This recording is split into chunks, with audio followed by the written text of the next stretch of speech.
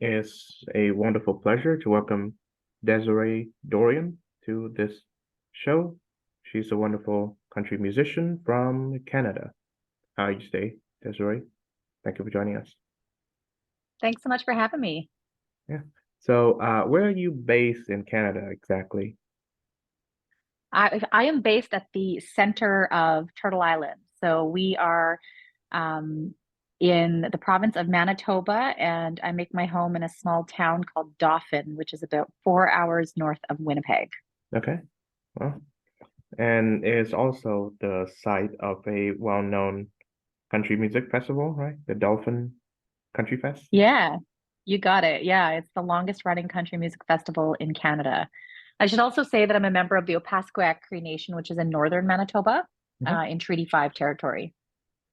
Wonderful. Okay. So, of course, that is a topic that we can discuss both. But yeah, let's begin with your new single is titled "Unlove You." Tell us more about that song. Sure, that's a tune that I wrote back in 2019, I believe, with a fellow named Alex Sear in Nashville. And it was a title that I'd had and I'd been thinking about for a little while. A lot of the stuff that, if for folks who have followed my writing, I'm often tackling some serious subjects in some of the stuff that I write, and this was one that I just kind of wanted to have fun with and be a female anthem for leaving someone who's cheating on you, and so that's kind of what we came up with. Okay. Well, yeah. So I think it's a question I've thought a lot because of course, infidelity is a serious thing, and it has the potential to end a relationship or a marriage. But Mhm. um, I wonder if we are making it to be a huge relationship killer as it is, because I know that many relationships and marriages have survived infidelity, so to speak. Um, so why do you suppose that it is like a relationship killer, the way that you're making it out in this song of yours? Yeah, well, that's a good question. I mean, I that's one of the things that I love about songwriting is that I'm free to take whatever creative liberties I want Hmm. in the creative process. And so this was something that I did in collaboration with another co-writer, and the title that I'd had was "Unlove You." Hmm. Like typically we would say, "I'm in love with you," um, or "I'm out of love with you," and I just kind of thought, unloving someone or undoing something was kind of a neat way to express that you were no longer in love with somebody. Hmm. Yeah. So how do you fall out of love with somebody? And I wonder if the fact of infidelity accelerate that, so to speak. Oh, I don't know. I never thought about it that deeply before. I mean, now that you ask me that question, I think probably falling in love with somebody is very similar to falling out of love with somebody. It's probably the same thing, just the exact opposite. So, I don't know if when I've fallen in love with somebody, if I can actually pinpoint one, is there one particular moment when you actually fall in love with somebody? It's probably a culmination of a bunch of different moments. And I would expect that falling out of love with somebody is similar to that. I wouldn't imagine you'd just wake up one day and decide that you don't love somebody anymore. I think it would be a culmination of moments, or a passage of time, or whatever the case might be.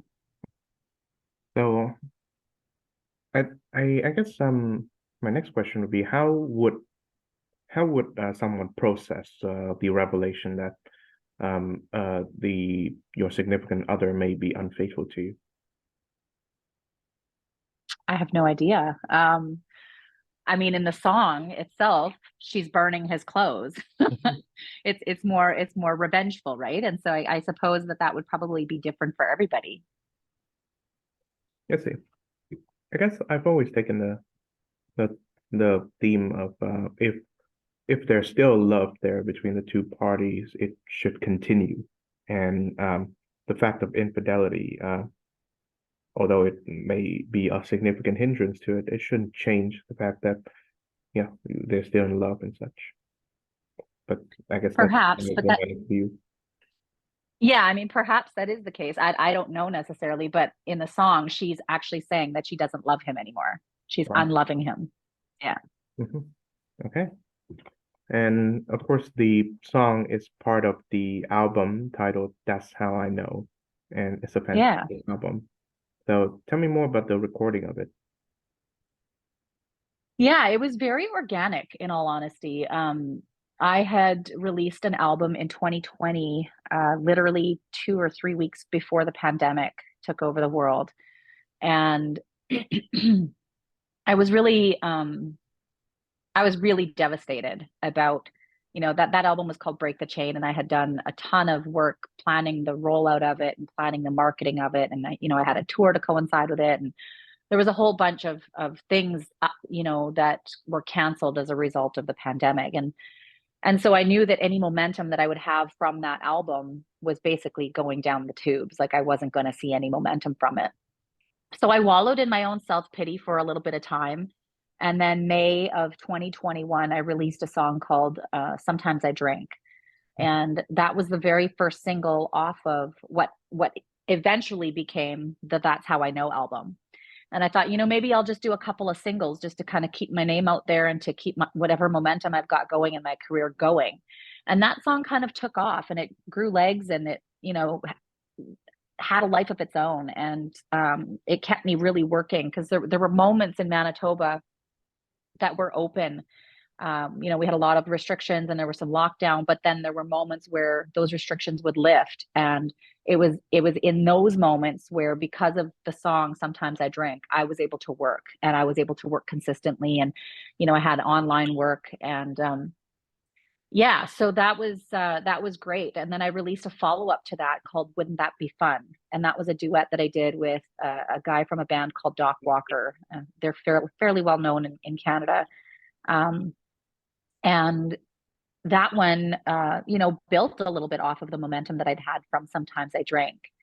And then I released another single in October of, or I can't remember when it was. I think it was the spring actually of 2022, or what order it even went in now. But I'd released a couple more singles, and then before I knew it, I had about four songs that had been fully produced, fully mixed and mastered. And so I'd already had invested, a, a significant amount of cash, and I thought, well, why don't I just record an album with building off of the songs that I've already got and just compile it into a project. And I'd had a bunch of songs that I'd already written that I had been kind of thinking about. And so that's essentially how this project came to be. It was a culmination of or it took place organically over a period of about 2 years in terms of the recording process. I had really just originally thought that I would release singles, and then I kind of just changed my mind and decided to put it all together in an album and package it up, and That's How I Know was the result. Hmm. Yeah. Tell me more about your first single. Is called Sometimes I Drink, right?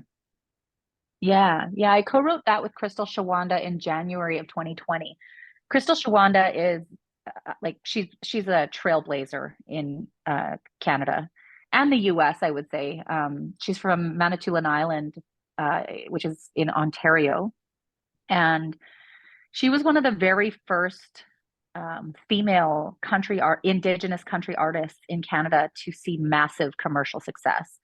Um, and somebody that I think we're about the same age, and so as I was coming up in music, I was watching her, and all that, for me, what I felt she represented as an Indigenous woman. And it's incredibly hard for an Indigenous woman to break through in country music in North America, and she was one of the first that ever did it. And so I I was heading to Nashville, which is where she lives. Her and her family live there.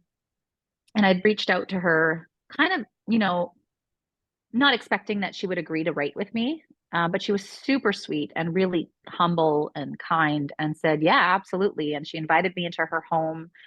We went into her studio, and all I had was the title, Sometimes I Drank. And when I sat down and talked to her, it was like talking to an old friend. We literally sat for about 3 hours, and this song was the result. And I remember some of our conversations, as we were creating this song, that oftentimes when women get together, it's for the sake of, you know, uh, maybe they're going to have a Tupperware party, or, like there's often things for sale at a get together amongst women, or a candle party of some kind. And, that was something that I'd noticed as I was, getting into my 20s and 30s, and that like, and it bothered me. Like, why can't women just get together for the sake of getting together to have a couple of drinks? Um, and so that was kind of the direction that we took with this song, was that it was just, a fun, upbeat party song about women getting together for the sake of getting together, because why not? Well, okay. I Yeah, I've never been in part of a women's gathering, so I cannot give you any inside information on that. Yeah. So tell me about her name again. I'll be sure to check out her music. Sorry, tell you about who? The name of this woman who wrote the song with you. Crystal Shawanda. Uh-huh. Awesome. Yeah, she started in country music, and she in the last few years made a switch over to blues, and so she's killing it right now in the blues scene, and still works like crazy. I mean, I've never seen anybody with such an intense tour schedule, but she's constantly touring. And yeah, just a super super mega talent and hardworking woman. Let's see. I know that the most well-known of the Canadian musical artists who is indigenous is Buffy Sainte Marie. And I don't know, I don't pay much attention to the news recently, but apparently there's some controversy surrounding her heritage. And yeah, so I Yeah. wonder, is she one of your musical influences? Yeah, I mean, Buffy for me was somebody that, again, um, represented possibility and representation. She was somebody definitely that I looked up to as a young person. And the controversy surrounding her identity is being taken pretty hard right now in the Indigenous music community. It's being felt right across the country, and people are pretty devastated, because she's really been regarded as a hero. And um, I'm not sure that I've made up my mind one way or the other as to what I think yet. And I think that there are definitely holes in the story that CBC released, and so I'm feeling like I have more questions than I do answers at this point. Okay. So, what do you know so far regarding her heritage? Well, I don't really want to say, because I don't know. I don't want to misquote the story as it's been posted, but um, and Buffy addressed the allegations in a post herself, where she said that um, she really didn't know, because she was adopted. And in Canada, when Indigenous children were adopted in, the 30s, 40s, 50s, 60s, they were often just removed from their family and given to another family. And that they would create a birth certificate for that child as though it was the adoptive family's child. And, back in those days, sometimes babies were born at home. They weren't born necessarily in a hospital. And records weren't that great. And so I think that explanation is plausible. Um, Conversely, the CBC is alleging that she was not adopted, and that she was born into a family in Massachusetts, and I believe it was Massachusetts, and that she is of Italian descent. And so, and her alleged biological, and I'm using alleged in quotations because like I said, I haven't really made up my mind one way or the other. Um, but her alleged biological family, or the family that she grew up with, let me just put it that way, is alleging that she was not in fact adopted, that she was born into that family, and that this persona is one that she's just developed over the years and stuck to throughout her career. For me, there's questions with that because at the time that Buffy was coming up in the folk scene, there were absolutely no benefits to being Indigenous. Indigenous people couldn't even vote in Canada. So I don't know, like right now, we're at a time where being Indigenous is popular, where being Indigenous, might allow you some additional access to um, funding for musical works. Um, we're seeing more and more Indigenous artists being included in mainstream festivals in the country. But, even when I first started my career, that wasn't the case. So for me, I don't know what the benefit to Buffy would have been to create this persona at the time that she did. Like, there's no motive. So that's a big hole for me that wasn't addressed. The CBC also didn't speak to her adopted family because she was adopted into a Cree family through customary Cree traditions, and they didn't speak to that family at all about her. And so, I think proper investigative journalism needs to examine all angles of a story and not just speaking to one side of a family that benefits the story that they want to tell. So there were problems for me with the story that broke this week. And like I said, I feel like I have more questions than I do answers.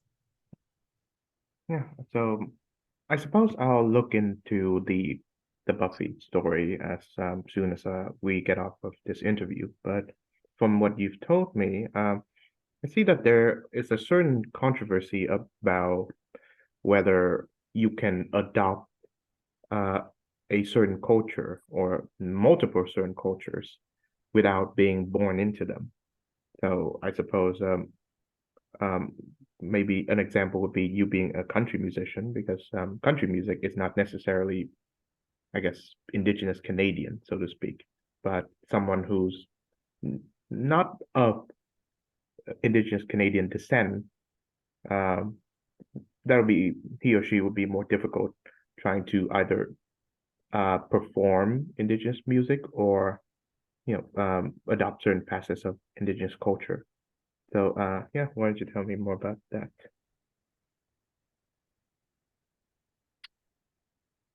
So if I'm understanding your question correctly, well, first of all, let me just say regarding country music. Country music for me is the genre of storytelling.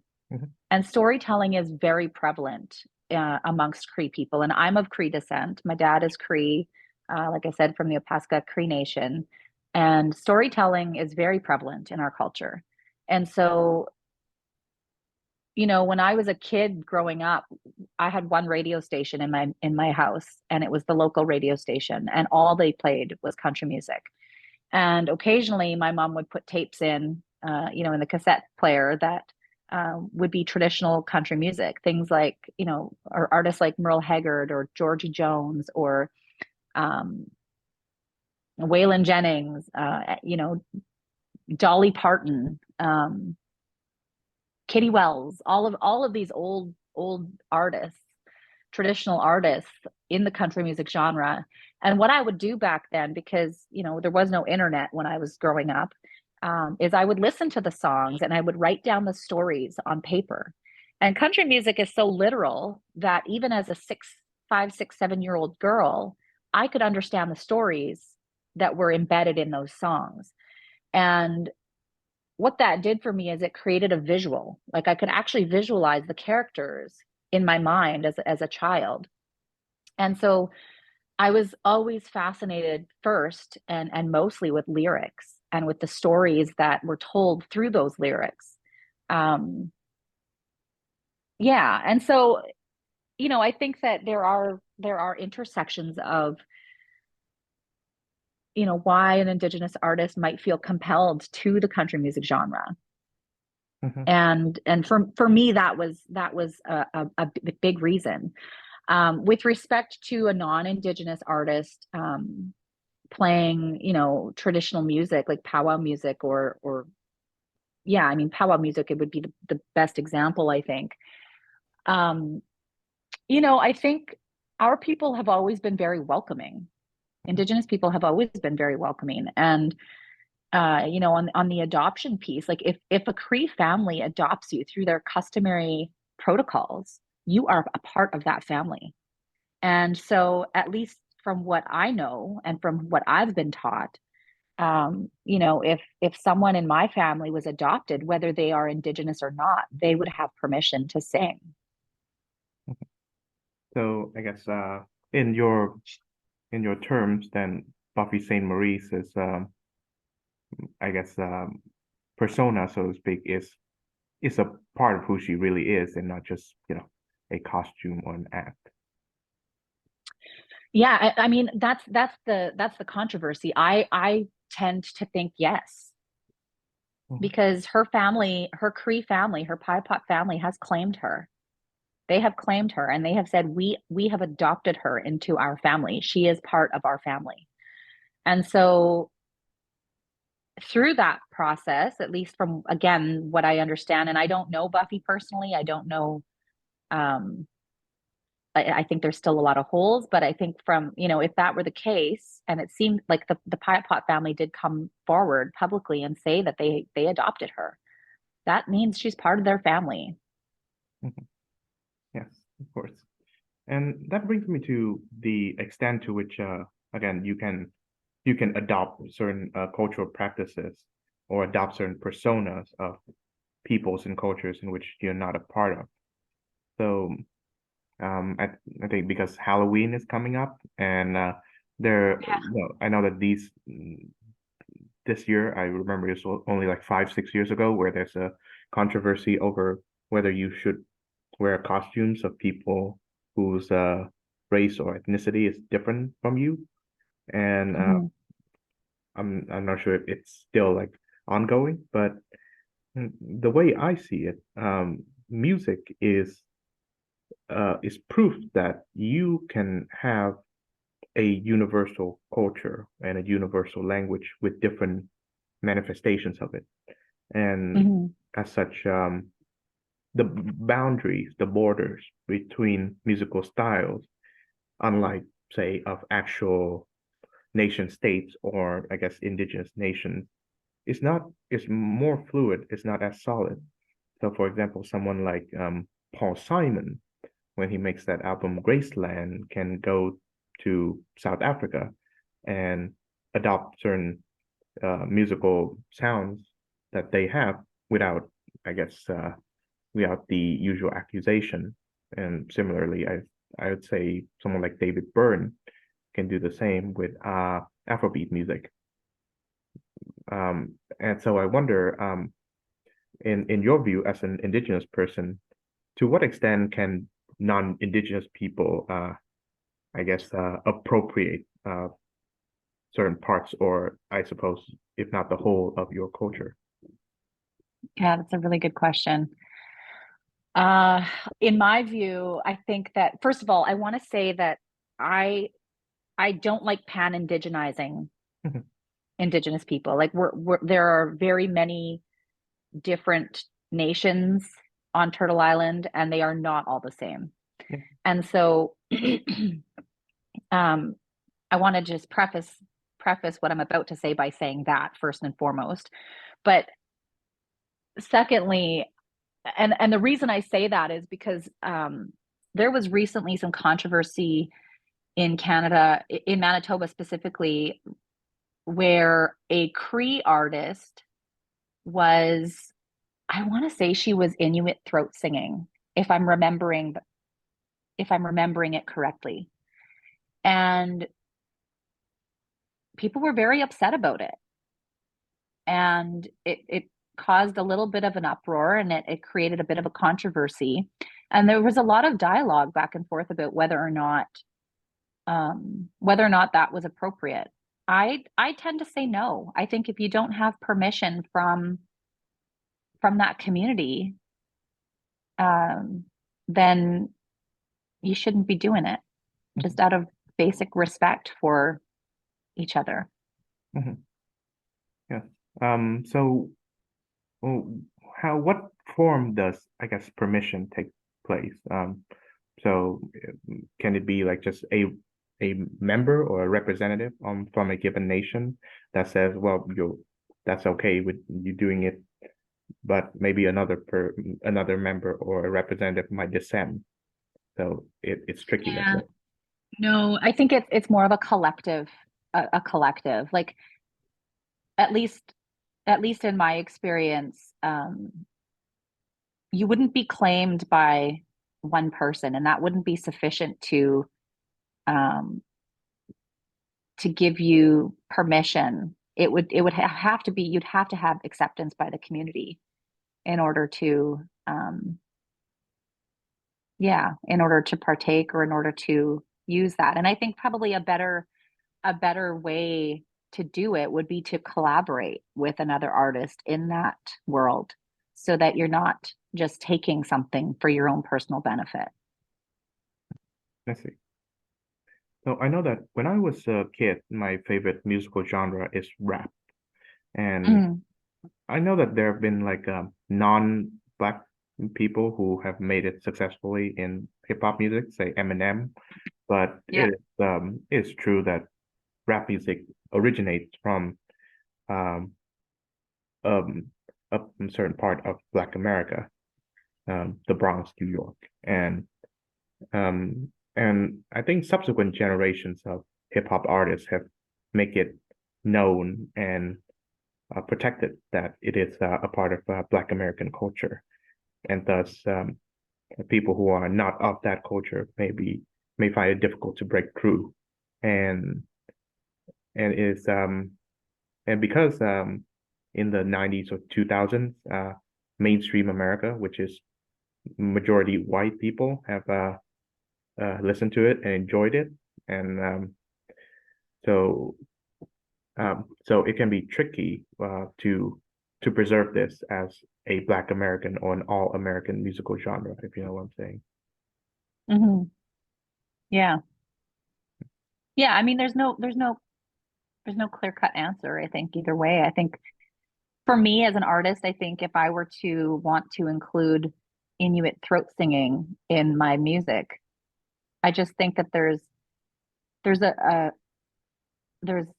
perhaps a better, I don't want to say right and wrong because I don't even think it's that cut and dry. I think that the lines do get really blurred sometimes. But I think that there's a better way to go about doing that. And for me, that would involve collaboration of some kind, rather than me taking on that art form or taking on that style and calling it my own. Um, yeah, I think that there's a more ethical way, perhaps, where, that style of art can be represented in a music. Like for me, that wouldn't be typical. So if I were to include something like that and actually do the throat singing myself, which I don't profess that I could actually do, but I just rather than doing that and representing that this is something that I'm familiar with, I think the more ethical way would be to engage someone from that community and ask them to join me on a track or to collaborate with me on a track. Um, I just feel like that's probably the most respectful way that you could go about doing that. And yeah, I mean, I'm not as versed in hip hop, so I really can't speak to that. But I just think that if you're an artist interested in exploring other genres of music, then collaboration for me is probably a more ethical way to go about it. Yeah, and I've had the fortune of being in Canada for 4 years, although I have never visited Manitoba yet. I really should. And I do have some people that I know who lives in Winnipeg, who are Oh from yeah, here. So she hasn't got used to the winter yet, but I hope she will. yeah.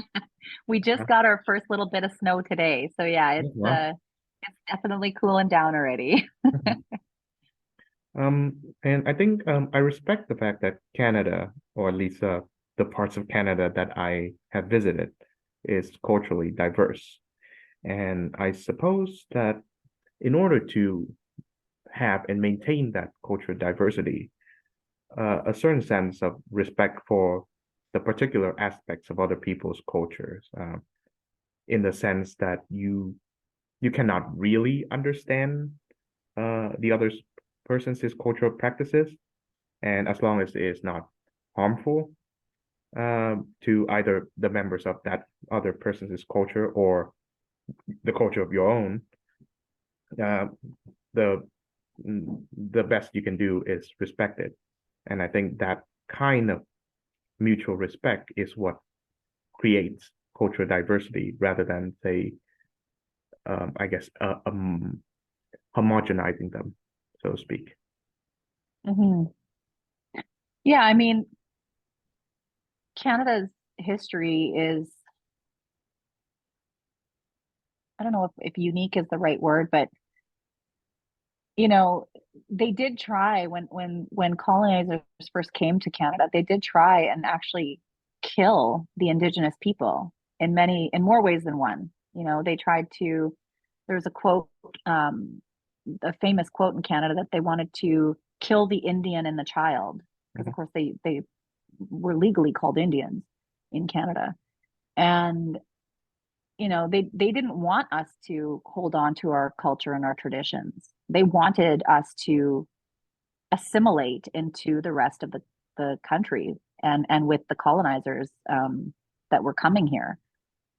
And that, of course, didn't happen. You know, their attempts, uh, to a certain extent, failed. To a certain extent, also succeeded. You know, we've seen a decimation of our languages. My dad is fluent in Cree. I don't know how to speak my language, my, you know, his language.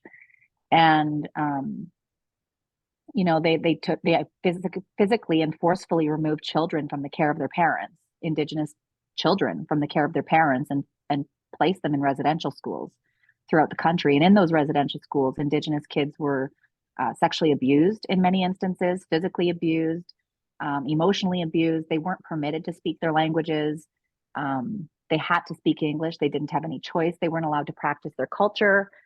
They were forced into Christianity. So Canada, you know, we put ourselves out there on the global stage as being this wonderful country, but we've got a horrible past. We've got our nation was built literally in on the lands of Indigenous people, and um, yeah, and you know, it bothers me sometimes as an Indigenous artist when you know if it in when I've been traveling and um you know, people think of Canada in this very positive light. And there are many incredibly beautiful things about this country. But I always make sure to share the truth about what happened here and how we got to be where we are. Um, you know, that Indigenous people were left with, you know, intergenerational trauma. Conversely, the non-Indigenous population in many instances were left with intergenerational wealth because they were given free land when they immigrated here.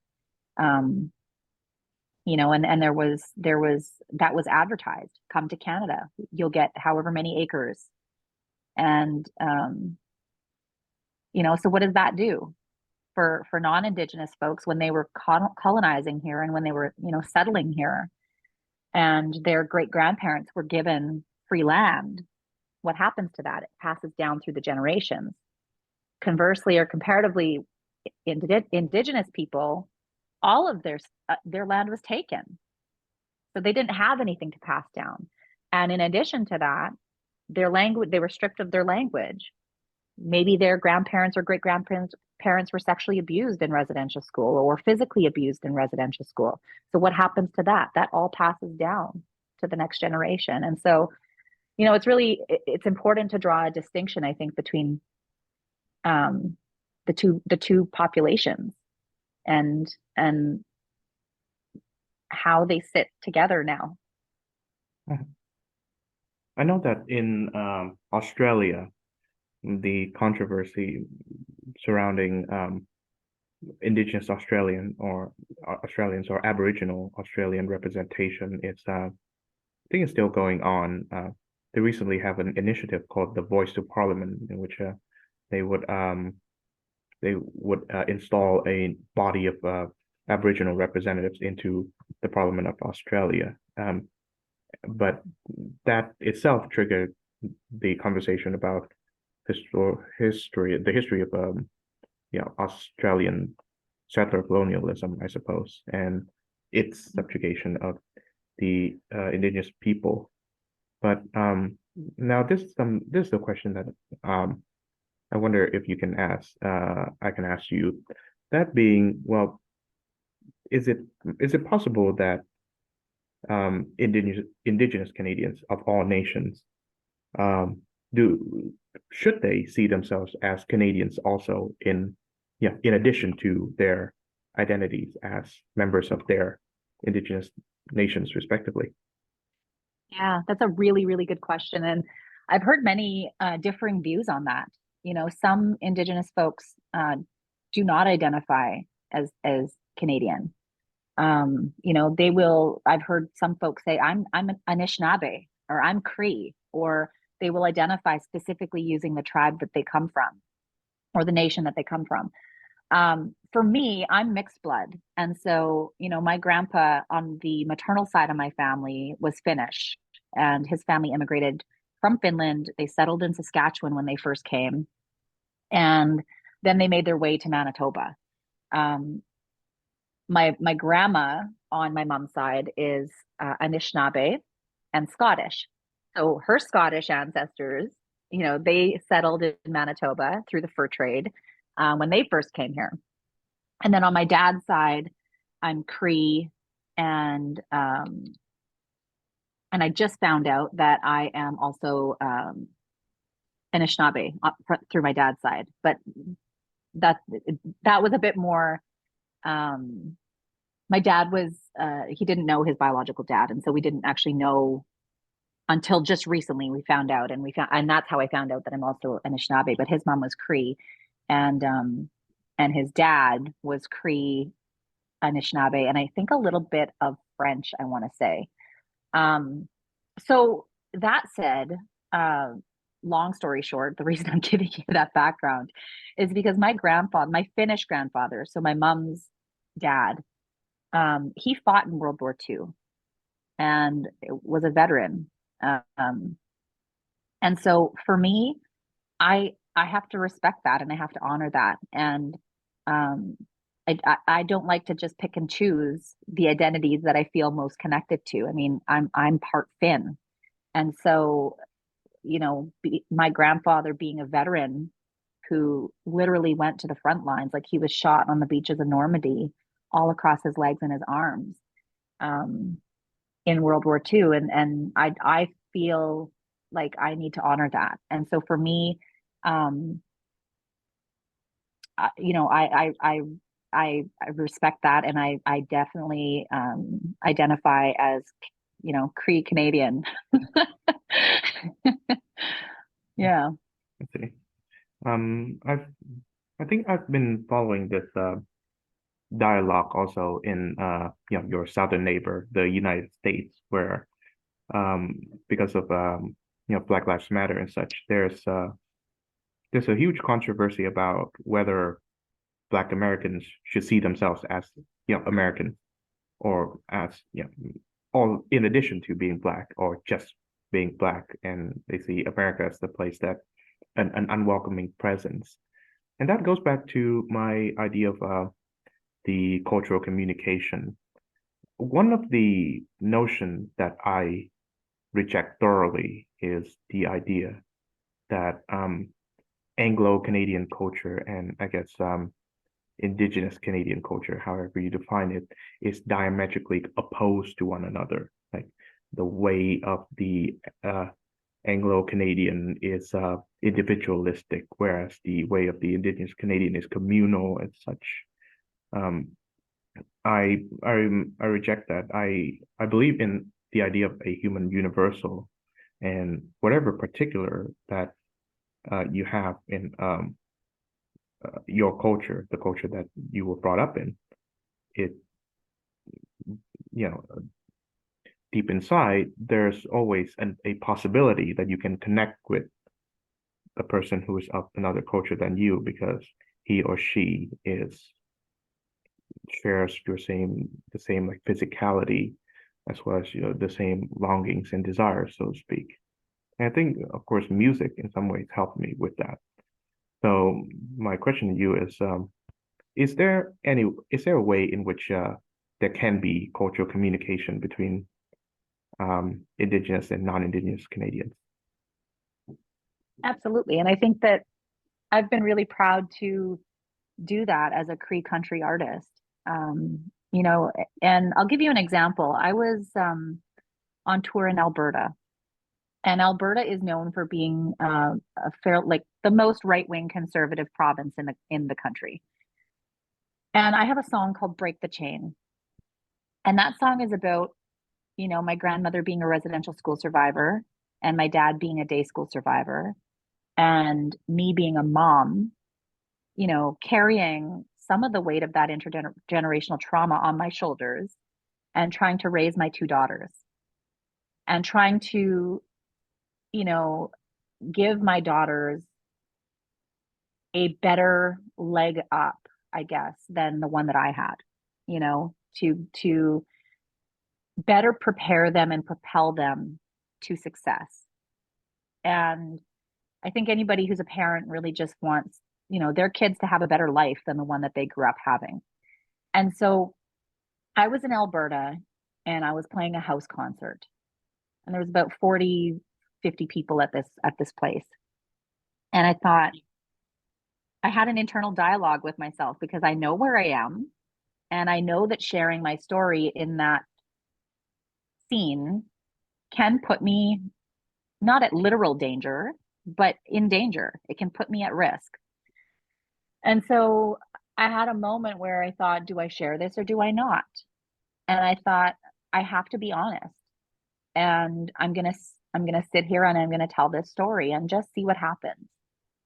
And you could look and you could see people were moved by the story because they could identify with me and relate to me as a mom. You know, the very fact that I'm sitting there as an Indigenous woman saying, I want a good life for my kids. You know, I want them to succeed. I want them to experience love. I want them to um, be good people. And I want people to be good to them. And when you really break down, you know, what we need as human beings, it gets really basic. You know, you need your actual needs met, like you need food, you need water. We all need that, no matter where we come from. And then when you think about psychologically what we all need to be loved, you know? So you know, and to just play devil's advocate with you, I think that when you think about individualism versus communalism, that is a significant difference. And I've experienced that firsthand. Um, but I think if you dial it down without getting so theoretical and just go really down to the basics of what we all need and want as human beings, that's where the connection lies. And that's where the intercultural communication lies. And for me as an Indigenous country artist, like when you look at country music in Canada, there aren't many Indigenous women. And in fact, if you look at country radio, it's incredibly hard to get played on country radio as an Indigenous woman. We make up 0.34%, 0.34% of radio play. So the fact that I've had any radio play is quite statistically almost impossible. But yet when I perform live and I have non-Indigenous people coming to my shows, they're still able to connect with me. And so it's a really, and I've been proud of that. I've been proud to be able to build bridges because I think if we could all just put our differences aside and our ignorances aside, if we want to go so far as to say that, and really just get back to the basics of what we need and what we want as human beings, then I think we would build far more bridges with each other. So I guess I will need your assistance in dispelling I suppose a modicum of ignorance, I guess, both for myself as to the audience listening here. What are some of the struggles facing the general Indigenous Canadian population that should be highlighted? Well, I mean, we're still coming out of the residential school era. Like a lot of people think residential schools took place 200 years ago. And that's just not true. It's not the case. My grandma was in residential school. And um, and then flowing from that, um, we had the day school system, which my dad attended. And I don't know if you're familiar with what the day school was, but it was um, kids, had to go to school for the day, but they were often run by religious groups. And so, and they weren't allowed, like my dad's first language was Cree. He didn't know English until he went to school. And when he got to school, he was physically assaulted because he couldn't speak English. And, you know, you, I just think of my daughters going to school in that environment and what that would do to their brains. How would that change their brains? When they're trying and trying to learn. And then concurrent to the day schools was of course the 60s scoop, which, involved taking kids from their families and putting them up for adoption. And there's evidence now that shows that Indigenous kids were removed from their families and literally placed in certain instances in Europe even. There's stories where kids were taken from their families and sent overseas, sent down into the United States, never to be seen again. And you think about what that does to a family. You go to the hospital thinking that you're going to have this baby, and that baby is just ripped from your arms and taken away. And then what we've seen in the last, I would say 30, maybe even 40 years is the child welfare system and the over apprehension of Indigenous kids from their families in the name of best interest. This is in your best interest. We have to look at what's in the best interest of a child. And, I don't know if you know this, but I also practice law and I'm a defense lawyer. And I've spent my entire career acting for families who have been involved with the child welfare system and representing kids who have been removed from the care of their families. And through that work, I can tell you that often agencies have been and are heavy-handed. And they come in and they do not use apprehension as a last resort. And they remove kids from the care of their families and in the name of best interest, and they place them in foster care. And so that's where we are today. And Manitoba, the province that I live in, has the highest representation of Indigenous kids in care in the entire country. So it's there's a lot of things that we're still really struggling with. But I want to also say that there are a lot of positive things happening. We're seeing Indigenous artists playing at mainstream music festivals. We didn't see that even 15 years ago.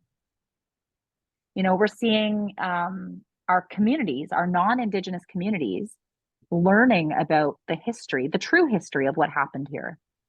And feeling, I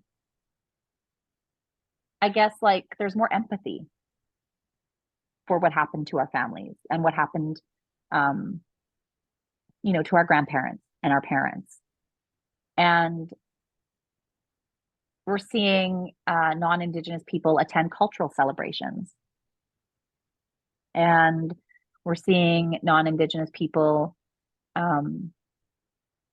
showing up at protests and standing side by side with us, and that's been a pretty powerful shift, I think, to see non-Indigenous people step up as allies.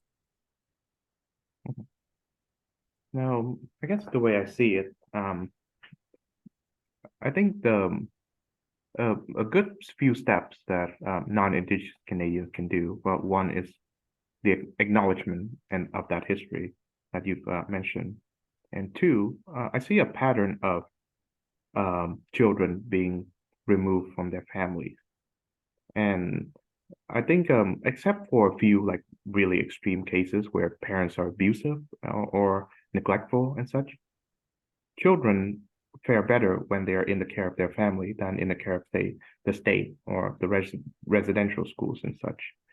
So I guess the second thing to do is to acknowledge and I guess promote family values. And I think that is that is a cultural universal because I think children grow up better when they have adults who care about them rather than I guess Exactly.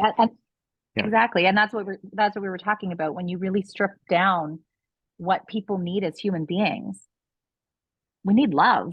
Like if we grow up without love, what does that do from a trauma and I'm not a trauma expert by any stretch, but from a trauma centered approach or trauma centered um, thinking, kids who grew up without love, how are they possibly able to function throughout their lives? And there's nowhere in the law that says that that says that kids are entitled to love. So when they're removed from their families, they're literally just placed in foster care. And I'm not saying that foster parents are evil people, but if they all of a sudden come into caring for a 6 or 7 year old child whom they have no connection with, who they have maybe never, um, they've never met before, how did they even begin to love this child? They might care for that child and they might treat that child well, but that doesn't equate to love. And it's such an intangible thing, but it's sacred, and that's a sacred bond that is being broken when a child is removed from the care of their family. Of course, an analogy can be drawn in the United States also, where there is a pattern of family breakdown among Black Americans who are low income, and that can be traced back to, of course, the legacy of slavery, where um, slave families are being broken up and sold to different owners, and it I guess it reinforces that pattern, and I think that is a devastating um, that has a devastating damage to the welfare of I suppose the future generation. Absolutely. And that has been the pattern here in Canada in relation to how the government has um, treated the original inhabitants of this land.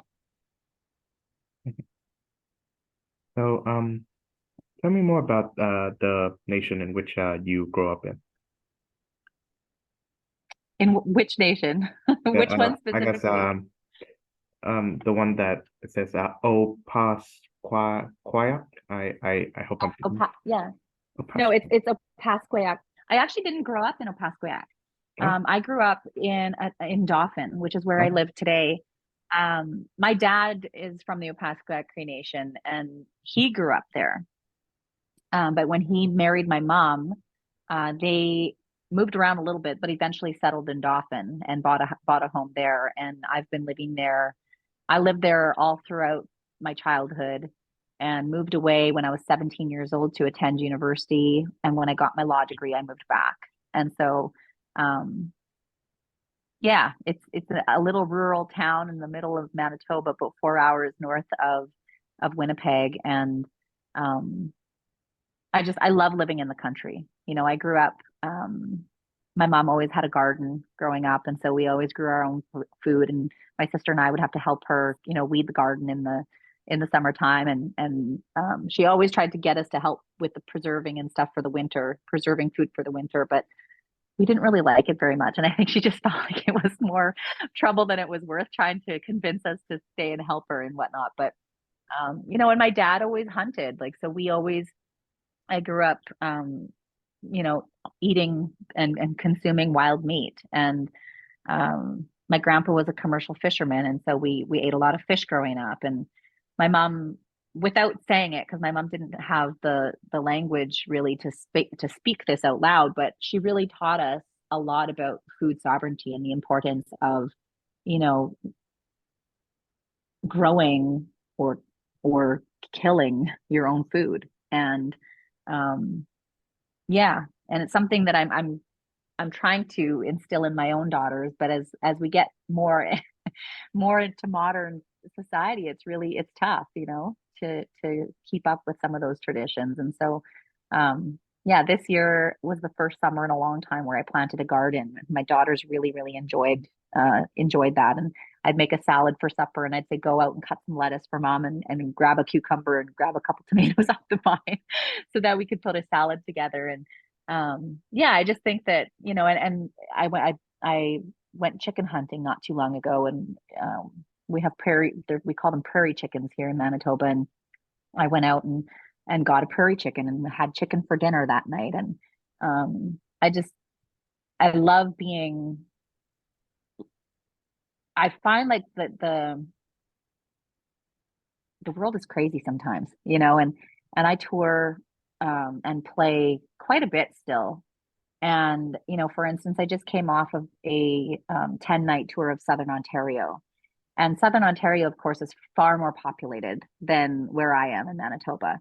And so for me, when I'm out on the road, I just feel like I'm giving my energy away all day long. I'm sharing my music, I'm sharing my stories, and I'm give, give, give, give. And to a certain extent, I get back, right? Because the audience is listening and they're appreciative, and I get back in that way. But then I just feel like there's so much noise all the time. Even when I'm sleeping in Toronto, like Toronto is so big compared to where I'm from.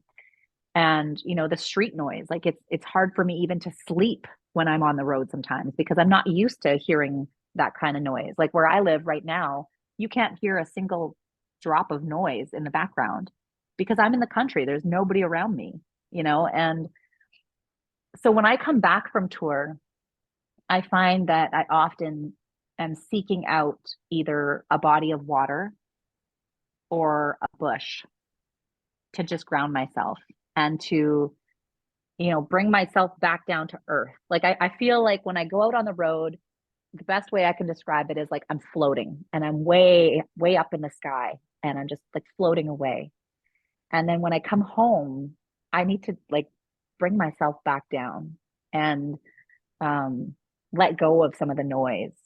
And the best way for me that I do that is by just being out on the land in the country, whether I'm on my kayak or whether I'm sitting at the end of my dock drinking a coffee or a glass of wine, or whether I'm, riding my quad through the bush or walking through the bush and just listening to the sounds of, the ground beneath my feet and crackling, sticks beneath my feet. Like I love that. And I I really think that it has contributed to, although some might disagree, me maintaining my sanity at some because it just feels so good when I get back from a crazy busy schedule to be able to just come back and just be and just listen. Mhm. Yes, and I visit Toronto once or twice, and I always have to whenever I stay there, I always have to book a place that is in the GTA, the Greater Toronto area, rather than in Toronto Yeah. itself. Well, one, because it's cheaper, and two, it's way less noisy. Yeah, yeah. I mean, and I do that also sometimes when I'm there, but um, sometimes like if I'm doing a bunch of media work and I have to be from, one television studio to another one that's all right in downtown Toronto, it's just it's almost more trouble than it's worth to stay in the GTA when I've got to do that kind of work. So I mean, yeah, it's nice though, I think, to have a place that I can come back to where I can just, center myself and ground myself and just be in a quiet space. So, since we were talking about family and lack thereof. So what do you suppose are some of the greatest things that you've learned from your family members? Oh my gosh. From my mom, um, I was raised by a single mom. My mom and dad separated when I was 9 years old. And my mom worked two full-time jobs after separation to provide for my sister and I. And, like I said, she grew a garden and she worked so hard to give us a good life. And so from my mom, I learned work ethic. And anybody who knows me will say that that's one of my assets.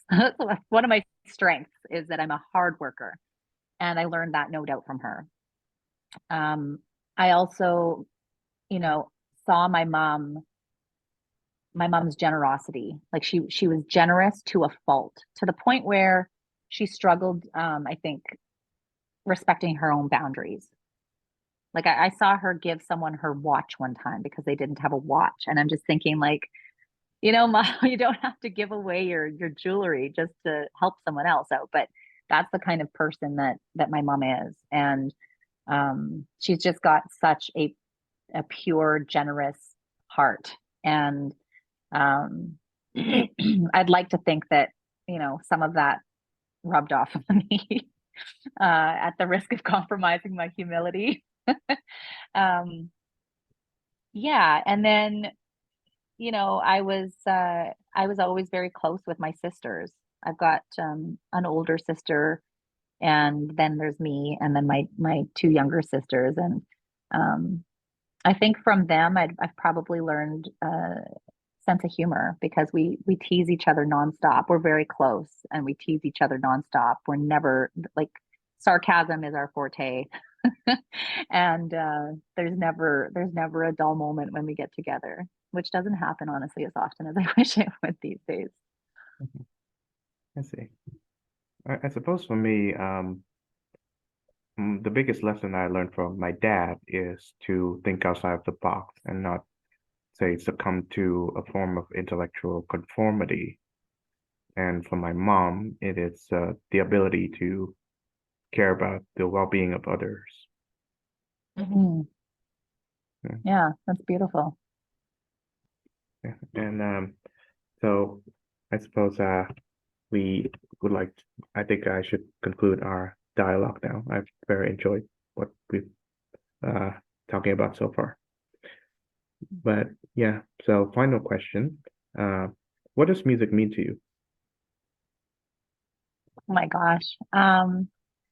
I've thought about that a lot because I've thought a lot. I'm 40, and women, particularly in the country music genre, don't have longevity. And I feel incredibly fortunate to still be working as much as I am and to be making a living doing what I love. And I've often thought about, as I'm getting older, is this ever going to stop? And if it does, what is that going to mean for me? Because I've been writing songs since I was 5 years old. They were terrible when I first started writing songs, but like poetry, and the best way I can describe it is that, I hear voices in my head is almost what it's like. And I just can't imagine, um I can't imagine a world for me where I couldn't do that. And there have been incredibly difficult times for me in my life, and I've turned to music. And there have been incredibly amazing times in my life, and I've turned to music. For me, it just felt like a constant friend, like my best friend in the whole wide world that I've been able to turn to and just put my words down on paper and turn that into something that, someone might connect with.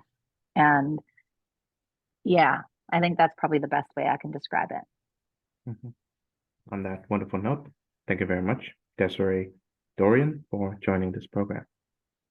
Thanks so much for having me. It's been nice chatting with you.